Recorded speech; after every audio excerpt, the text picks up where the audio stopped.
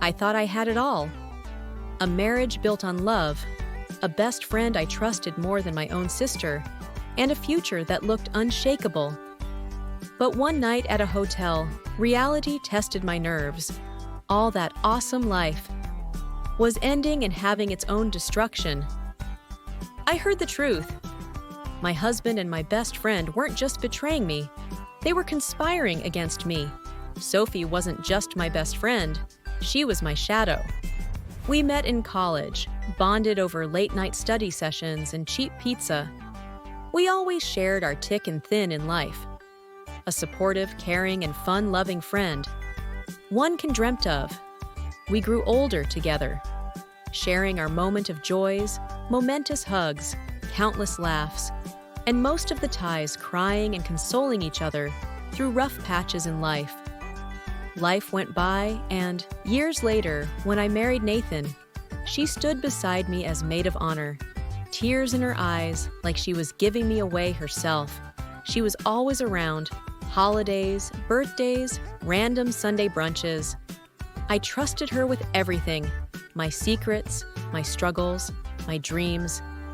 If you had asked me then who I'd trust my life with, I'd have said Nathan, my husband, and Sophie, my best friend. Up here, it began with small things. Nathan's late nights at work, Sophie canceling plans last minute, but never explaining why I'd catch them sharing glances at dinners, just long enough to make my stomach churn. One evening, Sophie borrowed a dress from me, a red silk one Nathan had bought for our anniversary. That one? Really? It's kind of special. Relax, Isa.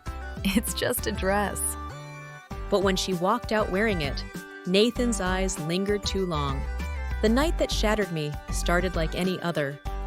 Nathan claimed he was traveling for a conference. Sophie texted me that she was visiting her aunt out of town. Something in my gut whispered otherwise. So I followed. Nathan's car pulled up to a downtown hotel. I waited, heart pounding, until Sophie arrived minutes later. She wore the same red dress. My red dress. I parked, hands trembling, and followed them inside. On the 9th floor, I stopped. Their voices drifted down the hallway. I leaned closer. Once she's gone, it's just us. No more sneaking. She trusts me so much, Nathan. She'll never see it coming. We'll get married, move into the house, and everything she built will be ours. I've already spoken to a lawyer. If we play this right, Isabella won't have a leg to stand on. She'll sign whatever we put in front of her. And then, honeymoon in Greece? Anything you want. Hearing all this, I wanted to confront these two. However, I chose not do so. Something stopped me for doing so. I rushed out from the hotel, crying and devastated. I wanted to end my life. My best friend and my husband. Oh God, I'm finished. Thoughts flowing through mind. You should end your life.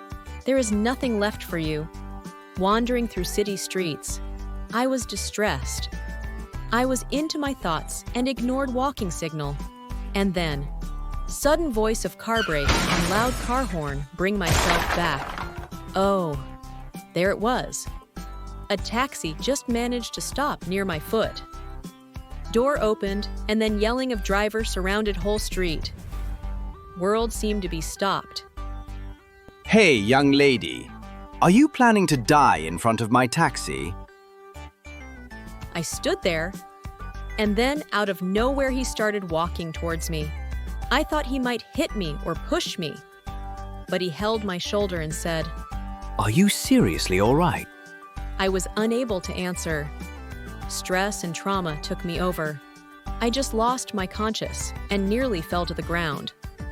Someone grabbed me and while falling down, gently gave support.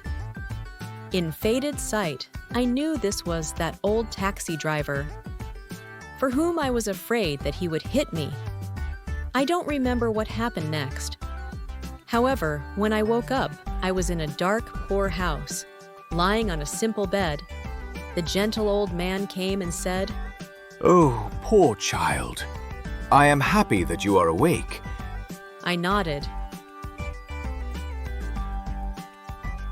He gave me a cup of coffee and then politely asked, about myself? I couldn't control myself and threw my grief in front of this old stranger man. He heard me very patiently. I told him about whole my life while crying, and he gently sat beside me, comforting me. After much time, I was finished with my grief.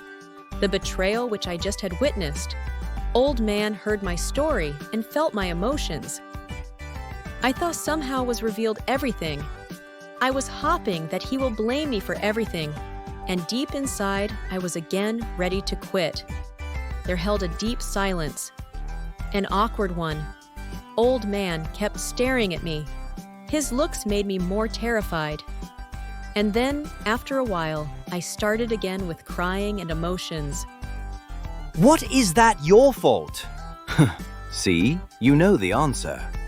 It's not at all your fault.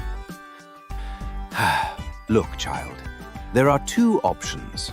Number one, that you remain a crybaby and just let it go and wait for others to rescue you. Number two, you get up, face the consequences, and rise again. He was right. What should I do? I asked myself. Here, what you will do, you will get up, face the world, and shine again. His words were supportive and caring. I realized that while I'm the victim, why I should be blamed of the sins which I haven't even thought of. I got up, gathered myself, and walked out of the old home. I went to my home, where, yes, my husband was there before me. Normal, like always. For next few days, I gathered all my documents, worked out some options, and also got eyes on both of them. I chalked out my plan and made myself strong to withstand everything. Back there, my husband and so-called best friend kept enjoying their little secret life. And here I was, building myself for the shockwave. After much deliberation in my preparation, I was ready to confront these two. Obviously, this wasn't easy, but somehow old man's word kept repeating in my mind. Until that day on our anniversary, Nathan kept saying sweet lies to me. But I knew all these lies and tricks he had played since long. After anniversary diner, Nathan told me about his official work, and I knew what it was. They met in same hotel and went to same usual floor where they would plan betrayal against me. I went, stood by the door, heard their joyful laughs and talks. I pushed the door open. They froze. Sophie's hand on his chest, champagne glasses half full.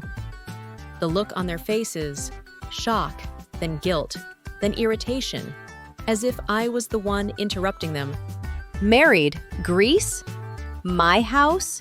My life? Issa, it's not what it looks like. Don't act so surprised. You've always been too naive. Naive. The word burned deeper than any lie. I walked out, not screaming, not crying, just hollow, because sometimes silence is the loudest sound of all. The divorce came fast. Nathan sided with Sophie, of course.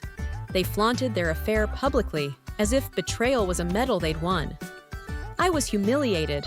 Friends pitied me. Family whispered. I threw myself into work. My job at a mid-level firm became my lifeline. Late nights weren't tears anymore. They were spreadsheets and strategies. I kept climbing. Promotions came. Respect followed. Within 3 years, I was recruited by a rising logistics company. Within 5, I wasn't just an employee. I was running divisions, leading mergers, making the kind of calls Nathan once claimed I wasn't smart enough to understand. While they built lies, I built an empire. It was almost poetic when the opportunity came. Nathan and Sophie's company, his family's old business, was failing. Poor management, reckless spending, outdated models. My firm made an offer, acquisition, And guess who was sent to lead the transition? Me. Nathan looked older, heavier, his confidence wilted. Sophie was there too, in another one of my dresses, but her smile was tight, forced. Good morning. I'll be overseeing the acquisition. Effective next month, I'll be your boss. You? This is a joke. No joke. Every report, every approval comes through me. You think this makes you better than us? No, I know it does. The takeover wasn't easy, but it was satisfying. I kept the staff who worked hard. I cut the dead weight, including Nathan and Sophie. The day security escorted them out. The same way they once laughed about disposing of me, I didn't gloat. I didn't need to. I saw them, vanishing before my eyes through security. Somehow, I went downstairs to watch Walk of Betrayal. I stood there, in the crossway in front of my company, and I realized how down a human can go without realizing what's next is there. All this drama and sights just made me tired, and I decided to take a tour of sidewalk, like a walk of victory or victory parade. And then a car stopped near me, and a voice came. Hey, you! Are you planning to die in front of my taxi? There he was, smiling and staring at me. In the twilight of his life, the old taxi driver, and for me, my guardian angel. He left me for my best friend. They plotted to erase me, to steal my life. But here's the truth. You can't erase someone who refuses to disappear. They thought betrayal would break me. Instead, it built me into the boss.